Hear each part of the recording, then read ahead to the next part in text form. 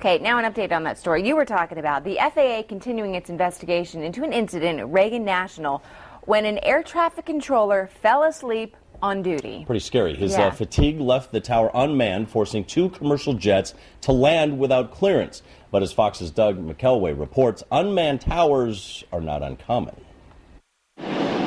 Final approach to Reagan National Airport takes you within minutes, even seconds, of Washington's most sensitive buildings. So close that after the attacks of 9/11, there were calls to shut the airport down. But staffing of its control tower has never been an issue. All that changed early Wednesday morning when a single controller, a supervisor, fell asleep in the tower, forcing 2 commercial jetliners to land without his direction. American 1900, so you're aware, the tower is apparently not manned. We've made a few phone calls, nobody's answering. For all its sound and fury, some experts say that an uncontrolled airport is not necessarily a risk. No, absolutely not. You know, there's a large number, probably 125, 150 of the airports in our country that take commercial flights are either not towered or the towers shut down at a certain time.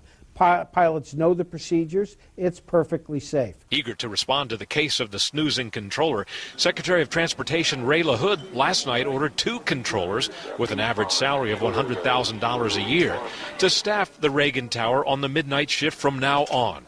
That, despite the fact that this airport, which teems with traffic by day, sees an average of only 2 flights by night between 12 and 6 a.m. Budget-conscious Republicans were quick to pounce.